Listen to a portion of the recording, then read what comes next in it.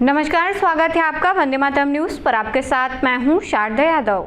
खबरों की ओर आगे बढ़ने से पहले नजर डालते हैं आज की सुर्खियों पर।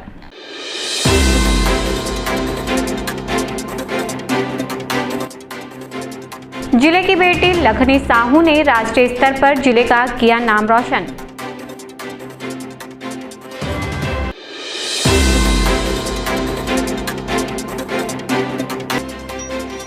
वन्य प्राणी संरक्षण सप्ताह संपन्न।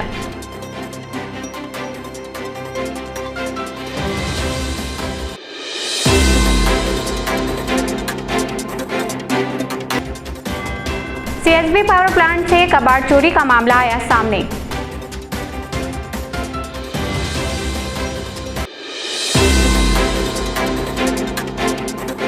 अब खबरें विस्तार से।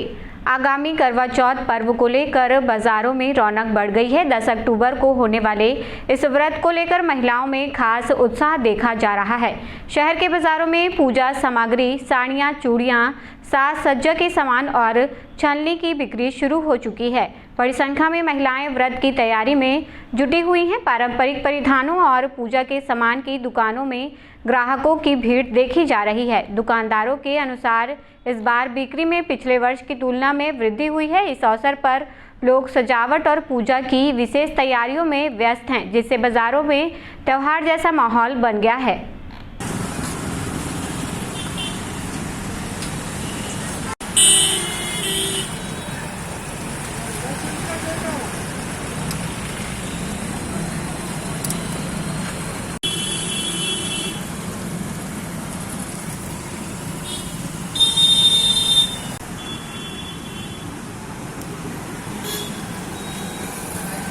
तो करवा चौथ जो है ये सौभाग्य को देने वाला है। इसमें क्या है, एक करवा नाम की स्त्री जो थी अपने पति को यमराज से बचाने के लिए यह व्रत की थी, और माता सीता और माता द्रौपदी भी इस व्रत को करके अपने पति लोगों के सौभाग्य, सुख और शक्ति के लिए यह व्रत किए थे, जिससे यह व्रत विशेष रूप से प्रचलित हुआ।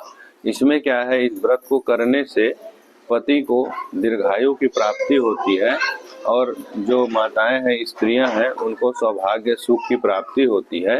इस व्रत में विशेष रूप से निराहार रह करके विशेष रूप से पति के मंगल कामना के लिए, पति के सौभाग्य के लिए यह व्रत करके पति को सभी प्रकार के रोगों से और मृत्यु से बचाया जाता है। इसमें क्या है, इस संकटी चतुर्थी भी है, जिसमें गणेश जी का जो पूजन जो करते हैं उपास, संकट उपास वाला, उसमें कल करवा चौथ चतुर्थी के दिन पड़ता है। तो आज तृतीया है, कल चतुर्थी है, तो कल यह व्रत करेंगे सब माताएं बहनें जो करती हैं, और चंद्रदेव को प्रणाम करके, चंद्रमा मन के शांति के देवता हैं, जो सभी प्रकार के शांति और सुख घर में प्राप्त कराते हैं। कोरबा जिले की होनहार बेटी लखनी साहू ने राष्ट्रीय स्तर पर जिले का नाम रोशन किया है। उन्हें माई भारत एनएसएस राष्ट्रीय पुरस्कार 2022-23 से सम्मानित किया गया है। यह सम्मान उन्हें देश की माननीय राष्ट्रपति द्रौपदी मुर्मू द्वारा प्रदान किया गया। लखनी साहू ने अपने सामाजिक कार्यों के माध्यम से विशेष पहचान बनाई है। उन्होंने राष्ट्रीय सेवा योजना एनएसएस के तहत 780 पौधों का रोपण, 2 बार रक्तदान और 450 से अधिक जागरूकता अभियानों के साथ डिजिटल इंडिया के लिए लोगों को प्रेरित किया है। उनकी इस उपलब्धि से कोरबा नगर जिला और प्रदेश गर्व महसूस कर रहा है। लखनी साहू को इस उल्लेखनीय उपलब्धि पर क्षेत्र के जनप्रतिनिधियों, सामाजिक संगठनों और नागरिकों ने बधाई दी और उज्जवल भविष्य की शुभकामनाएं दी हैं।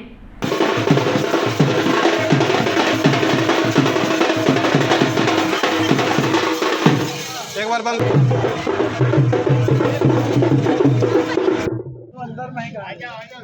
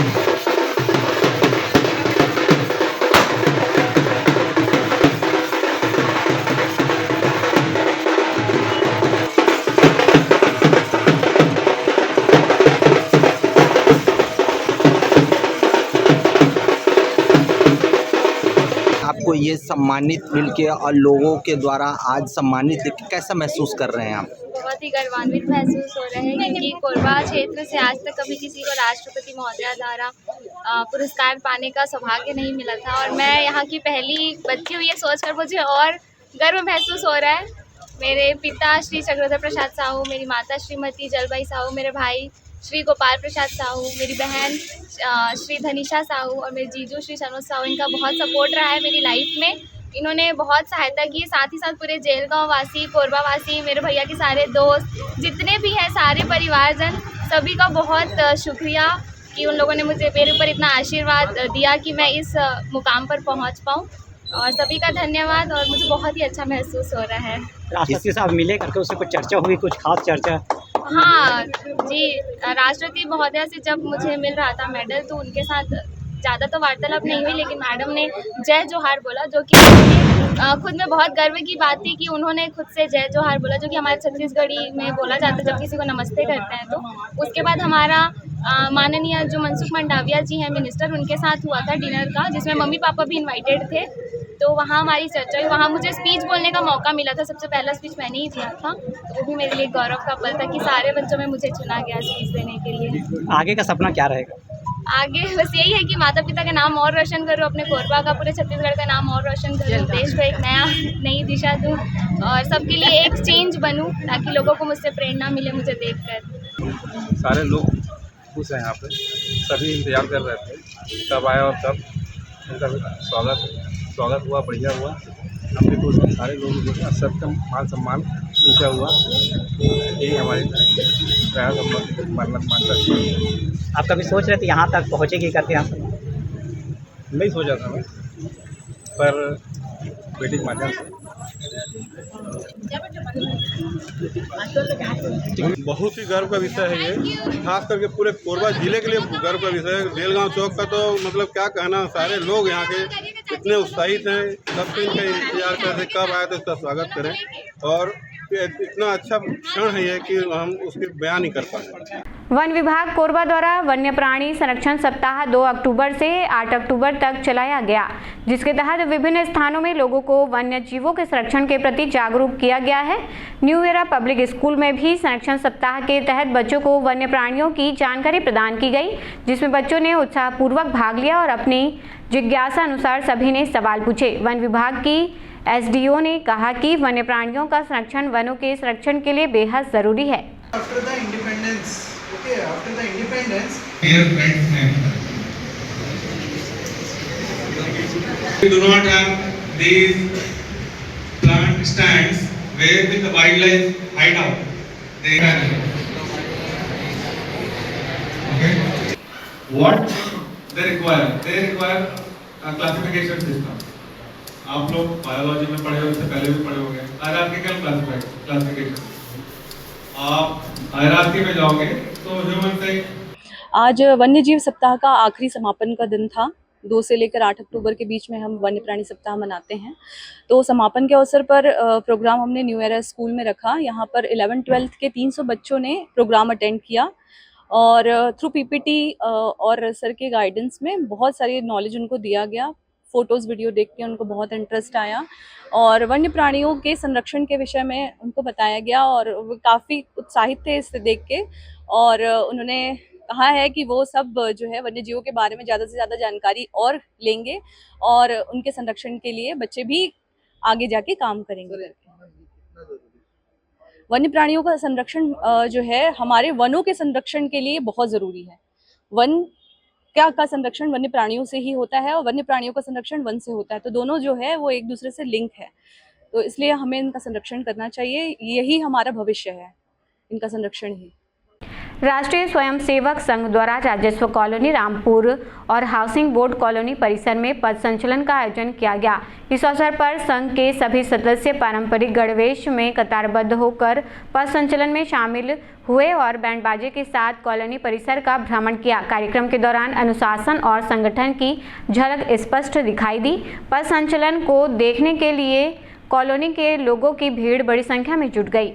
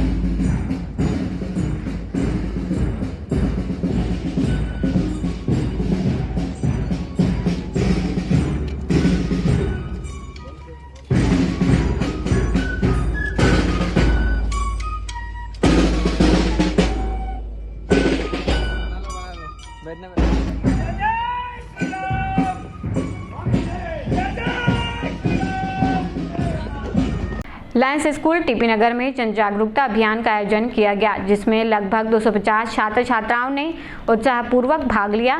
इस कार्यक्रम में छात्रों को यातायात और सड़क संबंधी नियमों के प्रति जागरूक किया गया।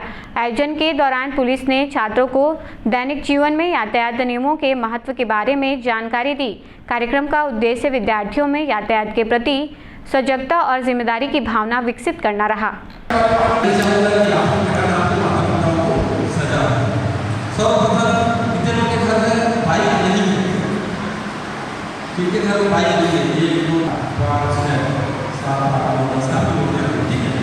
तो आप लोग विशेष रूप से ध्यान दीजिएगा, 4 बातों को ध्यान दीजिएगा। यदि मोटरसाइकिल कोई भी 2 पहिया वाहन आपके परिजन को चला रहा है तो उनको अनिवार्य रूप से होते कि हेलमेट का धारण करें। क्या धारण करेंगे? हमारे युवा वर्ग जो 18 साल से लेकर 35 साल युवा पीढ़ी है वो रोड एक्सीडेंट से खत्म हो जाकर ऐसी दुर्घटनाएं होती रहेंगी, एक्सीडेंट होता रहेगा तो हमारा भारत विकसित राष्ट्र कैसे बन पाएगा? तो हमेशा आपको ध्यान देना है। हिंदी मासानुसार कार्तिक मास का आरंभ 8 अक्टूबर 2025 से हो गया है, जो 5 नवंबर 2025 तक रहेगा। आयुर्वेद अनुसार प्रत्येक माह में विशेष तरह के खान पान का वर्णन किया गया है, जिसे अपनाकर हम स्वस्थ रह सकते हैं। इसी विषय पर छत्तीसगढ़ प्रांत के ख्यातिबद्ध आयुर्वेद चिकित्सक नाड़ी वैद्य डॉक्टर नागेंद्र नारायण शर्मा ने बताया कि भारतीय परंपरा में ऋतुचर्या यानी ऋतु अनुसार आहार विहार करने की परंपरा रही है। यह संस्कार हमें विरासत में मिला है। हमें अपने आहार विहार पर विशेष ध्यान देना चाहिए। अभी कार्तिक मास का आरंभ 8 अक्टूबर 2025 बुधवार से हो गया है, जो 5 नवंबर 2025 बुधवार तक रहेगा। प्रत्येक मास में आयुर्वेद के अनुसार विशेष तरह के खान पान का वर्णन किया गया है, जिसको अपनाकर हम स्वस्थ रह सकते हैं। उसी तरह कार्तिक मास में भी विशेष तरह के खान पान का विधान है। जैसे कार्तिक मास में आसमान स्वच्छ हो जाता है, सूर्य चमकदार हो जाता है, तो पित्त दोष की वृद्धि होती है, जिससे हमें पित्त जनित विकार, चर्म रोग, ज्वर और पित्तज का इस तरह के रोग होने की संभावना ज़्यादा होती है। तो हमें ऐसे समय में पित्त सामक खाद्य पदार्थों का सेवन करना चाहिए। स्निग्ध और लंबे समय तक पौष्टिक खाद्य पदार्थ, ऐसे पौष्टिक खाद्य पदार्थ जो लंबे समय तक हमको ऊर्जा प्रदान करते हैं, ऐसे पौष्टिक खाद्य पदार्थों का मधुर और तिक्त रस वाले खाद्य पदार्थों का सेवन करना चाहिए। साथ ही पित्तवर्धक आहार, जो कि कड़वे कसैले रसयुक्त आहार, ज़्यादा तेली खट्टे ऐसे खाद्य पदार्थों से हमको परहेज करना चाहिए। इस माह में विशेष रूप से मट्ठे का सेवन वर्जित बताया गया है। मट्ठे का सेवन इस माह में नहीं करना चाहिए। इस माह में जिमीकंद का सेवन अत्यंत लाभकारी बताया गया है। इस माह में इसमें विषय में लोकोक्ति भी है कि जो दीपावली में जिमीकंद का सेवन नहीं करता वह अगले जन्म में सुंदर होता है, ऐसी लोकोक्ति भी कही गई है। तो जिमीकंद का सेवन इस माह में लाभकारी होता है। साथ ही इस माह में पौष्टिक खाद्य पदार्थों का सेवन, रसायन, च्यवनप्राश, हरितकी का सम मात्रा में शर्करा के साथ सेवन करना अत्यंत हितकारी बताया गया है। और इस माह में धूप से, ठंड से, पूर्वी हवाओं से, दिन में शयन करने से और बिना भूख के भोजन करने से और अत्यधिक व्यायाम करने से भी हमको बचना चाहिए। इस छोटे छोटे उपायों को अपनाकर हम कार्तिक माह में स्वस्थ रह सकते हैं, प्रसन्न रह सकते हैं, आनंदित रह सकते हैं। सीएसबी पावर प्लांट के पास रखे कबाड़ की चोरी का मामला सामने आया है। जानकारी के अनुसार अज्ञात चोर रात के समय प्लांट परिसर से 2 टन कबाड़ चोरी कर नदी किनारे तक ले गया, लेकिन किसी कारणवश वह सामान को आगे नहीं ले जा पाए और मौके पर ही छोड़कर फरार हो गए। चौंकाने वाली बात यह है कि इतनी सख्त सुरक्षा व्यवस्था और जगह जगह बने चेक पोस्ट के बावजूद चोर प्लांट परिसर से भारी मात्रा में कबाड़ उठाकर नदी किनारे तक पहुंचने में सफल हो गया। यह घटना सुरक्षा व्यवस्था पर गंभीर सवाल खड़े कर रही है। वहीं पुलिस और सुरक्षा विभाग ने मामले की जांच शुरू कर दी है।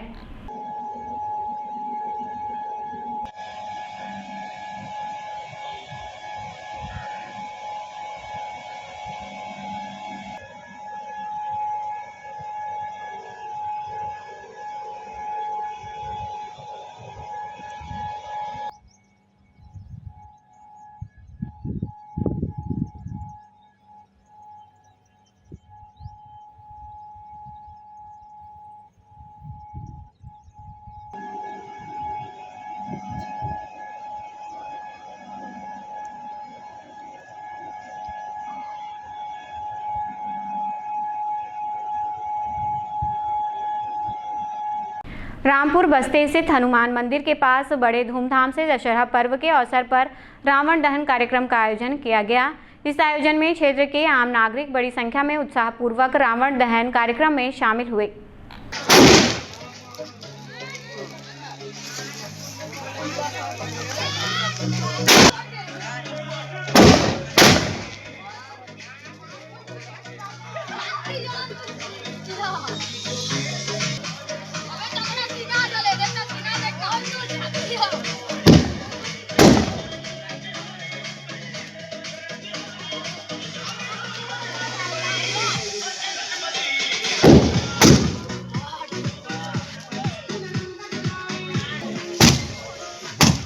बस्ती में बोलते थे भाई आ जाती जनता जनार्दन ग्रुप बना देते।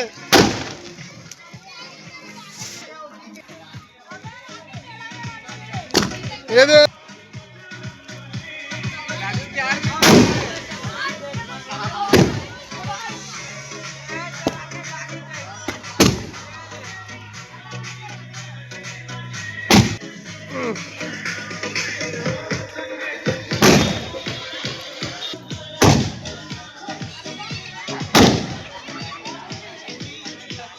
हसदेव सेवा समिति द्वारा मां सरंगला घाट कोरबा में हसदेव आरती का भव्य आयोजन किया गया। इस आयोजन में मुख्य यजमान के रूप में मदकू द्वीप के संत रामरूप दास जी और साध्वी गिरिजेश नंदनी जी भी उपस्थित रहीं, जिन्होंने श्रद्धालुओं को भारत के नागरिक होने की जिम्मेदारी और प्रकृति संरक्षण की प्रेरणा दी। वहीं इस आयोजन में महापौर संजू देवी राजपूत सहित बड़ी संख्या में श्रद्धालु भी शामिल हुए।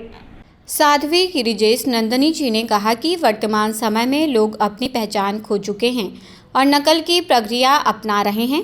अंग्रेजी भाषा का अत्यधिक प्रयोग होने से हमारी प्राचीन भाषाओं और संस्कृति का अस्तित्व खतरे में है। उन्होंने सभी हिंदुओं से अपील की है कि वे भारत की पहचान और संस्कृति की रक्षा के लिए एकजुट होकर लड़ें और साथ ही प्रकृति और पर्यावरण संरक्षण का संकल्प भी लें। आप क्या भारत को जी रहे हो? आप क्या सच में भारत के हो? नहीं हो। आज नकल करने का स्वभाव हो गया। अंग्रेजी में तुम्हारा बेटा पढ़ेगा तो अफसर बनेगा, अंग्रेजी में पढ़ेगा तो अच्छा डॉक्टर होगा, अंग्रेजी में पढ़ेगा तो बहुत अच्छे काम करेगा। हिंदी कहाँ गई? संस्कृत कहाँ गया? आपका खान पान कहाँ गया? आपको पिज्जा बर्गर ये सब अच्छे लगते हैं भी, फिर आपका खान पान कहाँ है? आपको ये पैंट शर्ट अच्छे लगते हैं, आपकी धोती कुर्ता कहाँ है? आपकी भारत की वेशभूषा नहीं, खान पान नहीं, बोलचाल नहीं, कुछ भी नहीं। तो ये सब कैसे बचेगा?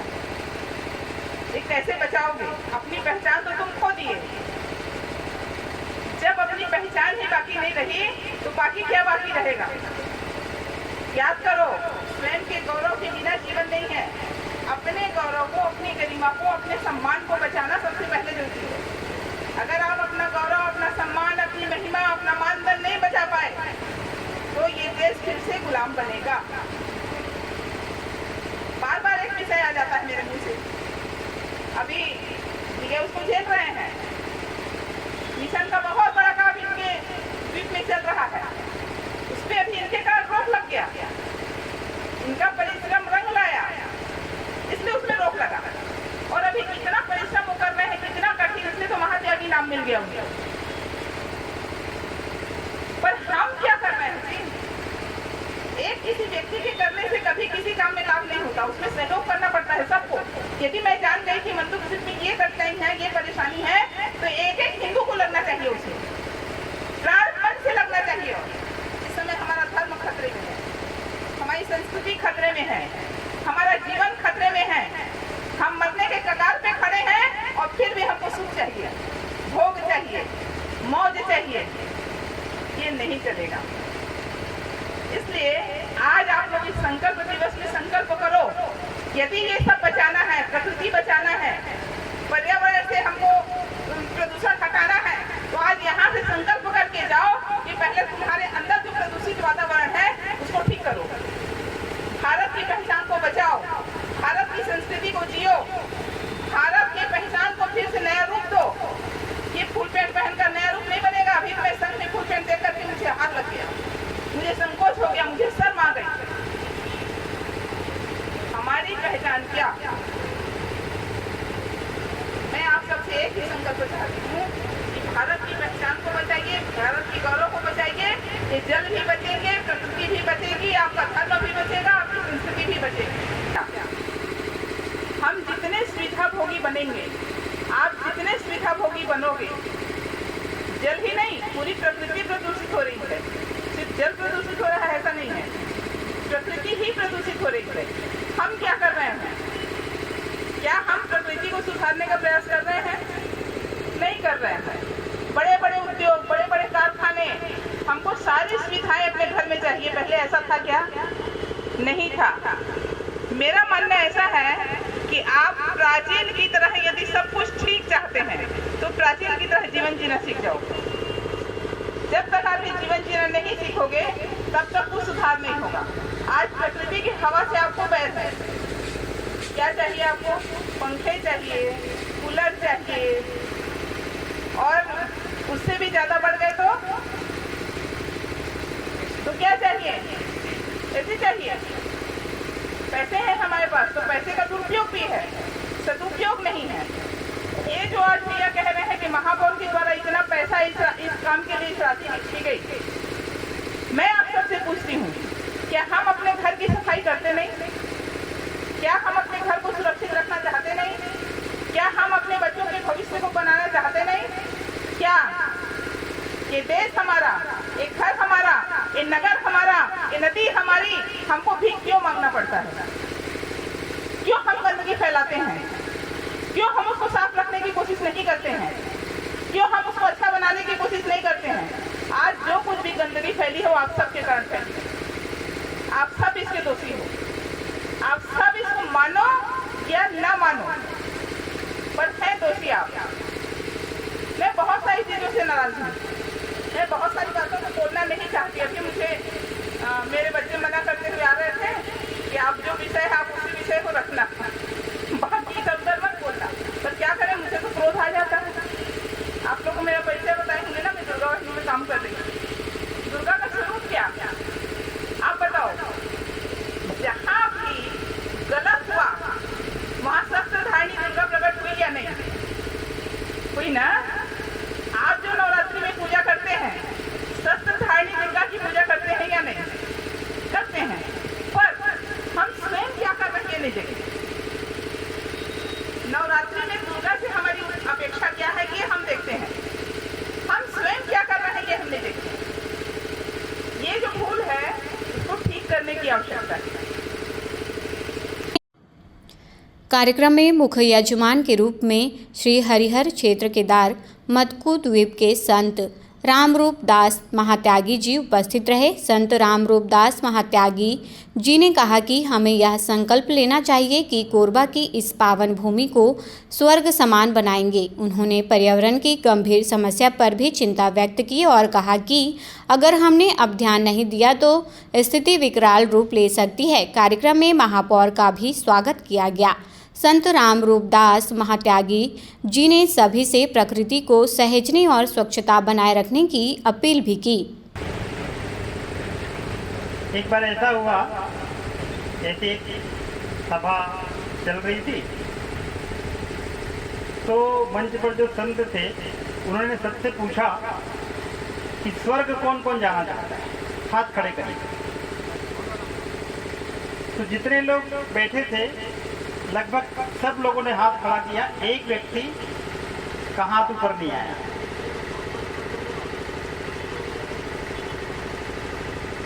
सबका हाथ नीचे करने के बाद दूसरा प्रश्न उन्होंने किया कि कौन कौन नर्क जाना चाहता है, हाथ खड़े करिए। तो सबकी स्वाभाविक दृष्टि उस व्यक्ति की तरफ चली गई जो पहली बार में हाथ नहीं उठाया, लेकिन वो फिर भी हाथ नहीं उठाया। तो प्रश्न करने वाले के मन में अगला संशय हो गया, उनको खड़ा किया, भैया खड़े हो जाओ, आप स्वर्ग भी नहीं जाना चाहते और नर्क भी नहीं जाना चाहते, तो आप जाना कहाँ चाहते? तो उन्होंने कहा कि मैं इस धरती को ही स्वर्ग बनाना चाहता हूँ। जो नर्क के रूप में भी दिख रही है उसको ही मैं स्वर्ग बनाना चाहता हूँ। कोरबा महानगर की महापौर हमारे सामने है। बहुत बड़ा शहर है, छोटा सा भारत है, लेकिन हमारी सभा में जो संख्या दिख रही है वो उतनी बड़ी सभा में एक व्यक्ति जो हाथ नहीं उठाया था, वैसे ही हम सब लोग एक संकल्प लिए बैठे हैं कि इस धरती को स्वर्ग बनाएंगे।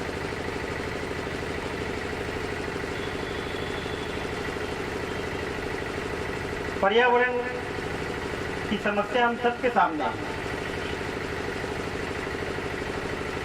हम सब लोग उससे जूझ रहे हैं।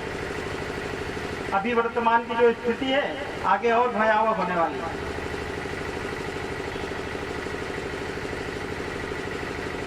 लेकिन एक चीज ध्यान में आता है सबके, हम कितने भी सुविधा का उपयोग करते हो, लेकिन जब हम स्वयं प्रकृति के बीच में जाते हैं तो वो जो आनंद अपने आप को आता है वो ढूंढने से भी कहीं नहीं मिलता।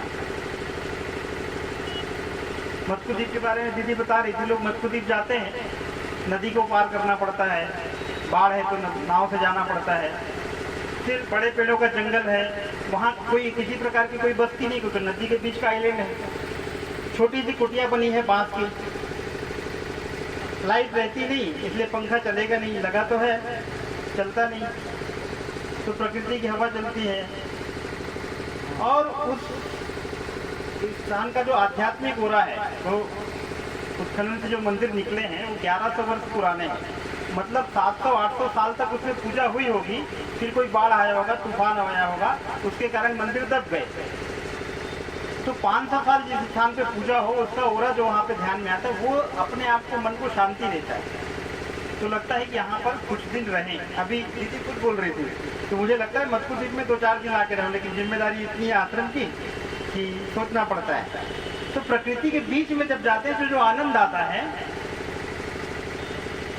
वो आनंद का अनुभव हम जो घर में जितनी भी सुविधाएं कर लें, कितने अच्छे लाइट लगा लें, कितना सुंदर एसी कूलर सब लगा लें, उसका आनंद हमको कहीं न कहीं कचोटता है कि नहीं, कहीं प्रकृति के बीच में जाना। इसीलिए आजकल के बच्चे भी पिकनिक मनाने जाते कहाँ हैं, जंगलों के बीच में जाते हैं, नदियों के किनारे जाते हैं। तो मतलब हमारा अंतर मन प्रकृति की ओर ही उन्मुख होता है, प्रकृति के बीच में ही हम जाना चाहते हैं। तो उस प्रकृति जो हमको माँ के स्वरूप में हमको रखती है, अपने गोद में खिलाती है, उसको हम दूषित क्यों करें। इसी संकल्प के लिए नमामि हसदेव जो समिति है वो बनी है, जो पंच तत्व है जिससे हमारा शरीर बना है, पूरी प्रकृति बनी है, पूरी सृष्टि बनी है, उस पंच तत्व के एक एक तत्व को, उसमें से जल तत्व जो है उसके रूप में हसदेव मैया हमारे सामने बह रही है, उसको शुद्ध करने का, पवित्र करने का, और फिर से पीने लायक बन सके उस दिशा में बढ़ने का प्रयास हो रहा है। वास्तव में केवल जल प्रदूषण का नहीं, दीदी ने बहुत सारी जो हमको। महापौर संजू देवी ने कहा कि हसदेव नदी और इसकी सहायक नदियों को बचाने की यह पहल अत्यंत सराहनीय है। उन्होंने पर्यावरण और जल संरक्षण जैसे महत्वपूर्ण मुद्दों पर जोर देते हुए उपस्थित लोगों से अपील की कि वे अपने अपने स्तर पर प्रकृति की रक्षा और स्वच्छता बनाए रखने का प्रयास करें। इस अवसर पर उपस्थित सभी नागरिकों और श्रद्धालुओं ने पर्यावरण संरक्षण के प्रति अपनी जिम्मेदारी निभाने का संकल्प लिया। जैसा कि हसदेव पे बचाने की बात हो रही है, हकीकत में आज जो हमारी दीदी ने थोड़ा गुस्सा जाहिर किया है, हकीकत बात है, आप देख लीजिए। अब इसलिए मैं हकीकत बोल रही हूँ क्योंकि ऐसे दौर से अभी जब मैं कोरबा नगर निगम की महापौर बनी हूँ तो मुझे झेलना पड़ रहा है। पानी के लिए त्राही है, नल तो अनेकों घर में लगे हुए हैं, लेकिन ऐसा बच नहीं पा रहा है कि उसको ध्यान दिया जाए। पहले तो किसी के घर में नल भी नहीं हुआ करता था, ऐसे ही नदी और तालाब के पानी ला के और हम लोग घर में खाना बनाते थे और उसी पानी को पीते भी थे, कुआं रहता था। लेकिन आपने सही कहा दीदी कि आज कुछ उद्योग के कारण ये नदी और तालाबों को पाट दिया जा रहा है, इनको खत्म कर दिया जा रहा है। लोग चाहे वो कंपनी लगाने के नाम से हो, चाहे घर बनाने के नाम से हो, हकीकत में हम नहीं बचा पा रहे हैं। और आपने जो ये सीख दी है कि बचाने की काम है, आप देखिए कि पहले अपने ही लोग जो गांव में रहा करते थे वो अपने नदी और तालाब को कितना सुंदर ढंग से रखते थे, मेहनत करके खुद स्वयं हाथों से खुदाई करते थे, तालाब बनाते थे, कुआं खोदते थे। लेकिन आजकल हकीकत में पानी का जो है वो बिल्कुल ही कमी आ रहा है, इसी कारण कि ये पानी तो शुद्ध नहीं है कि हम पी सके। हम जो हमारा सादा नल आता है उसी में गुजारा करते हैं। मुझे आज भी याद है जब हम छोटे थे मेरी माँ बोलती थी कि नदी जब पानी ला दाल अच्छा पकता है। आजकल वाकई में हम लोटे में पानी लेके आते थे और दाल जो है उसको पकाया जाता था। आज तो उस पानी को कुकर में पकाया जाता है, तभी अनेकों जो बीमारियां आ रही है। हकीकत में वो बीमारी हम लोग जल्दी पकाने के चक्कर में कुकर की जो दाल खा रहे हैं सही में नुकसानदायक है। नहीं तो हम लोग पीतल के बटलोही बोलते थे, वो बटलोही में नदी का पानी से दाल पकता था और हम लोग उसी को बहुत ही शुद्ध भोजन रहता था। तो मुझे आज भी वो बचपना याद है जो पानी के लिए आज हम जो बैठते हैं और इस बातों को जब रखते हैं किसी जनता के सामने तो वो दिन को याद करके बोलते हैं हकीकत बात है। तो ये जो कमियां आई है, हम इंसान वही हैं, लेकिन आज जो ये कमियां आई है हकीकत बात है कि हम लोग इससे दूरी बना लिए हैं। अगर समय समय पे इसके लिए काम किया जाए और समय समय पे, जैसा मैं देखती हूँ हमारे भाई साहब रणवीर पांडे जी जो हैं दिन रात ये बचाने की कोशिश करते हैं। लेकिन एक चीज मुझे बोलने में निसंकोच है, मैं महसूस भी नहीं करती क्योंकि भैया भी जानते हैं हकीकत बात है। हजारों की संख्या में आज अगर कहीं कुछ होगा, कहीं तो लोग चले जाएंगे प्रोग्राम देखने, डांस देखने, लेकिन आज ये जो अच्छा काम कर रहे हैं उनके लिए लोग भीड़ और संख्या कम आती है। तो मैं ये बोलने में मुझे नहीं है, इसलिए दीदी कि मैं भी आपके विचारों से सहमत हूँ। आज आपको भी बताना चाहती हूँ गुरुजी कि हमने कोरबा नगर निगम में एक विचार आया मेरे मन में कि लोग बहुत रास्ते भटक रहे हैं, तो कुछ विचार करके कि हमारा कोरबा नगर निगम ऐसा मनोरंजन का साधन कुछ दे या ऐसा कुछ करे कि हमारे ही काम आ सके और लोग के बीच संदेश पहुंचे। तो हमारे उसमें आया कि रामलीला होना चाहिए, जो कि छत्तीसगढ़ में पहली बार रामलीला का कार्यक्रम हम कोरबा नगर निगम के द्वारा किए हैं। आज 1000 नहीं, 2000 नहीं, कई हजारों की संख्या में सब देखे होंगे लोग शामिल हुए हैं। आज जो बच्चे नहीं जानते थे कि धनुष कौन तोड़ा, एक आध दो बच्चे को मालूम है, वो भी बच्चे जानने लग गए हैं कि धनुष किसने तोड़ा है और किसने रावण को मारा है। तो मैं चाहती हूँ कि इसी माध्यम से हर क्षेत्र में काम हो, क्योंकि मेरी भी इच्छा थी कि ये जो बच्चे मोबाइल में और दिन रात लगे रहते हैं और माँ लोग भी उतना समझा नहीं पाते बच्चों को, तो कम से कम जब रामलीला होता है तो 3 घंटा उनको दिखाए तो बच्चे कुछ समझ सके। तो हकीकत बात है कि यानी इसमें काम जो हसदेव नदी का होना है वो जरूर, अगर साथ में साथ जैसा हम इसी घाट का बता रहे हैं, ज्यादा दूर नहीं जाते। आज जो ये है खड़े होने लायक नहीं था, लेकिन रणवीर पांडे भैया के और बहुत ही परिश्रम के कारण आज इसको बहुत ही सुंदर ढंग से किया कि आज बैठने लायक नहीं तो कुर्सी लगाने लायक ये जगह नहीं थी, लेकिन इनके प्रयास से यहाँ चेयर लग रही है और हम लोग वहाँ घाट में खड़े होकर आरती भी कर पा रहे हैं। तो ऐसा इनका जो अकेले इन्हीं का संकल्प नहीं है, संकल्प हम सभी का है। तो मैं भाई साहब आपसे मंच के माध्यम से कहना चाहती हूँ कि कोरबा नगर निगम आपको जब भी आपको आवश्यकता पड़े आप जरूर पुकारिएगा, हम आपके साथ में खड़े हैं। और एक चीज और है कि जो पानी की कमी यहाँ थी हमारे बीच, तो हम लोगों ने जो बैठ के एक सीवरेज ट्रीटमेंट जो एनटीपीसी को 100 करोड़ पानी हम लोगों को उपलब्ध कराएगा, उसको हम लोगों ने अभी पास किया है, जो कि पानी की यहाँ बहुत कमी है।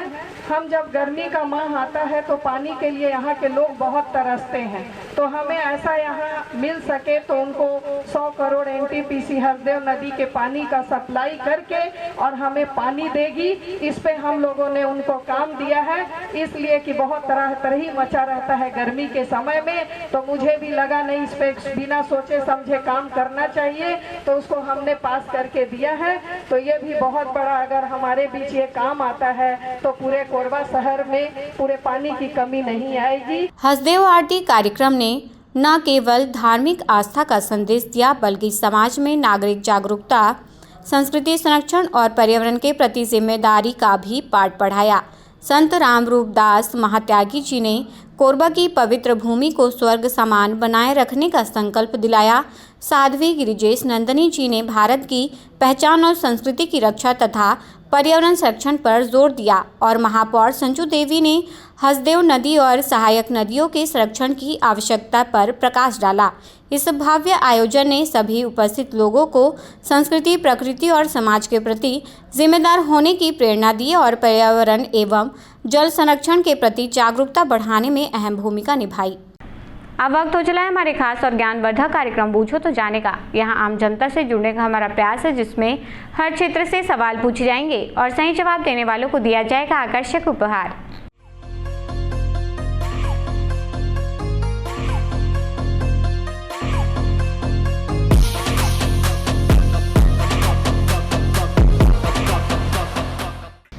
नमस्कार दर्शकों, आप सभी का स्वागत है आपके पसंदीदा कार्यक्रम पूछो तो जाने में।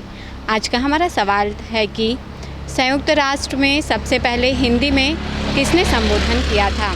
आज के हमारे विजेता को दिया जाएगा फिजिक्स वाला कोचिंग इंस्टीट्यूट की ओर से आकर्षक उपहार। तो आइए चलते हैं दर्शकों के बीच और जानते हैं आज के सवाल का जवाब। संयुक्त राष्ट्र में सबसे पहले हिंदी में संबोधन किसने किया था? नहीं पता है मुझे। कोई बात नहीं, आप कोरबावासियों को मैसेज देना चाहेंगे? नहीं। ठीक, थैंक यू सर। संयुक्त राष्ट्र में सबसे पहले हिंदी में किसने संबोधन किया था? वो तो नहीं जाने हैं जी कौन संबोधन। कोई बात नहीं, कोरबावासियों को कोई मैसेज देना चाहोगे? आप बढ़िया बढ़िया रहें, वो का है भाई, है ना, एक्सीडेंट के ज़माना है ना, एक्सीडेंट मत होए, धीरे चलाएं तो एक्सीडेंट नहीं होए, है ना भाई। अब हिंदी वाला समाज में नहीं हम कहाँ भाई, है ना। धन्यवाद। संयुक्त राष्ट्र में सबसे पहले हिंदी में संबोधन किसने किया? नहीं मालूम है मेरे को। कोई बात नहीं, आप कोरबावासियों को मैसेज देना चाहेंगे? क्या मैसेज दें? जो भी आपको मैसेज में मैं क्या बताऊंगा। हम लोग अच्छा से कमा खा रहे हैं और इससे बढ़िया काम मजदूरी कर रहे हैं। ठीक है, धन्यवाद। संयुक्त राष्ट्र में सबसे पहले हिंदी में संबोधन किसने किया?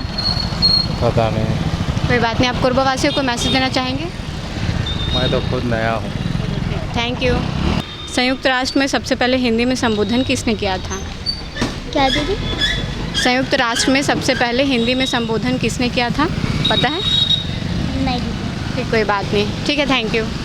संयुक्त राष्ट्र में सबसे पहले हिंदी में संबोधन किसने किया था, आपको पता है? कोई बात नहीं, आप कोई मैसेज देना चाहेंगे अपने दोस्तों को?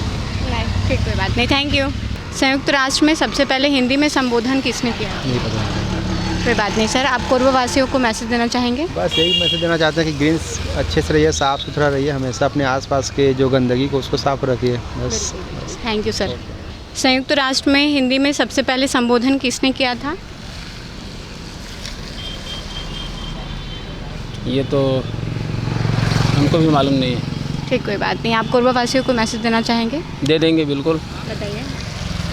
कोरबावासी को यही बोलेंगे, अच्छा से रहें, बढ़िया रहें, खुश रहें, आपस में मिलजुल कर रहें, बढ़िया भाईचारा बनाए रखें। ठीक, धन्यवाद सर। पार्टी से कोई लेना देना नहीं है। संयुक्त राष्ट्र में सबसे पहले हिंदी में संबोधन किसने किया था? किसमें? संयुक्त राष्ट्र में। नहीं पता। ठीक, कोई बात नहीं, ठीक है, थैंक यू। संयुक्त राष्ट्र में सबसे पहले हिंदी में संबोधन किसने किया था? नहीं पता। ठीक, कोई बात नहीं, आप अपने दोस्तों को मैसेज देना चाहेंगे? कोरबा के दोस्तों को मैं मैसेज देना चाहता हूँ कि अच्छे से खेले कूदे। बिल्कुल बिल्कुल, थैंक यू। संयुक्त राष्ट्र में सबसे पहले हिंदी में संबोधन किसने किया था? अटल बिहारी वाजपेयी। आप श्योर हैं सर? है? आप श्योर हैं? हाँ श्योर। बिल्कुल सही जवाब दिया है आपने। आपका नाम क्या है? सुरेंद्र कुमार साहू। आपको दिया जाता है फिजिक्स वाला कोचिंग इंस्टीट्यूट की ओर से आकर्षक उपहार। कैसा लग रहा है जीत के? नहीं, बहुत अच्छा लग रहा है। कोरबावासियों को मैसेज देना चाहोगे? कोरबावासियों के लिए मैं मैसेज ये देना चाहता हूँ, ट्रैफिक रूल का नियम से पालन करें, सिग्नल का पालन करें और सफाई रखें। धन्यवाद सर। संयुक्त राष्ट्र में सबसे पहले हिंदी में संबोधन किसने किया था? अटल बिहारी वाजपेयी। किसने किया था? अटल बिहारी वाजपेयी। बिल्कुल सही जवाब दिया है सर आपने। आपका नाम क्या है? भानु यादव। लेकिन आज के विजेता को हम उपहार दे चुके हैं, तो आप कोरबा वासियों को मैसेज देना चाहेंगे? कोरबा वासियों को यही मैसेज देना चाहेंगे कि बरसात का समय है, स्वच्छ रहें और सुरक्षित रहें। धन्यवाद सर। आज का हमारा सवाल था कि संयुक्त राष्ट्र में सबसे पहले हिंदी में संबोधन किसने किया था, जिसका सही जवाब है अटल बिहारी वाजपेयी जी ने। आज के हमारे विजेता रहे हैं रूपेंद्र कुमार साहू, जिन्हें दिया गया है फिजिक्स वाला कोचिंग इंस्टीट्यूट की ओर से आकर्षक उपहार। आज के लिए बस इतना ही। कल फिर मिलते हैं एक नए सवाल और जवाब के साथ। बन रहे वंदे मातरम न्यूज़ के साथ। तब तक के लिए नमस्कार। खबरों का सिलसिला यूं ही जारी रहेगा। देखते रहिए वंदे मातरम न्यूज़। मिलते हैं अगले बुलेटिन में। तब तक के लिए नमस्कार।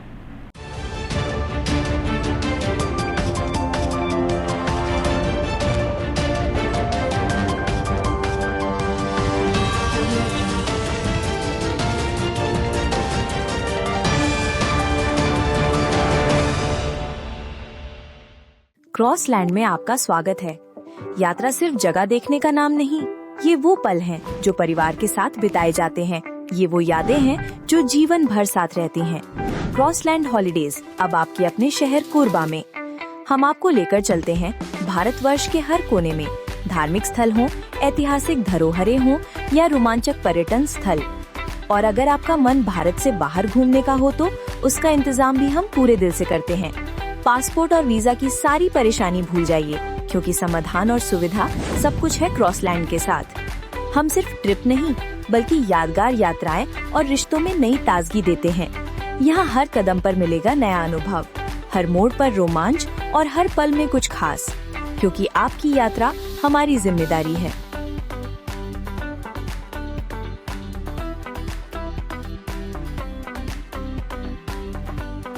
सिद्धि Vinayak hospital, a unit of orthopaedic surgery and trauma management. अब हड्डियों से संबंधित रोगों के उपचार के लिए कहीं और जाने की जरूरत नहीं। जटिल एवं असाध्य रोगों का सफल इलाज अब आपके अपने शहर में। घुटने व कूल्हे के जोड़ों का प्रत्यारोपण, जटिल फ्रैक्चर एवं जोड़ों का सफल ऑपरेशन, गठियावाद व जोड़ों के दर्द का उपचार, टेढ़ी मेढ़ी हड्डियों का बेहतर इलाज, हड्डियों की जन्मजात विकृतियों का उपचार। इसके अलावा OPT 1-2 की सुविधा, modern pathology lab, private semi private general ward की सुविधा, modern digital X-ray, ECG, ICU, ventilator की सुविधा, pharmacy, OT team, waiting area, 24 घंटे एम्बुलेंस एवं आपातकालीन सुविधाएं उपलब्ध। हमारा पता Siddhi Vinayak hospital, doctor Shadalnath, plot number 52, bluebird school के पीछे, कोसाबारी, कोरबा। इसके अलावा अब हमारा नया संस्थान सिद्धि विनायक प्राथमिक एवं ट्रामा सेंटर, उर्गा। इस केंद्र में फार्मेसी, एक्सरे, पैथोलॉजी व आपातकालीन चिकित्सा सुविधा उपलब्ध है। तो संपर्क करें। मोबाइल नंबर 9993000683, 9109488443, कोरबा के लिए 8120195179, उर्गा के लिए।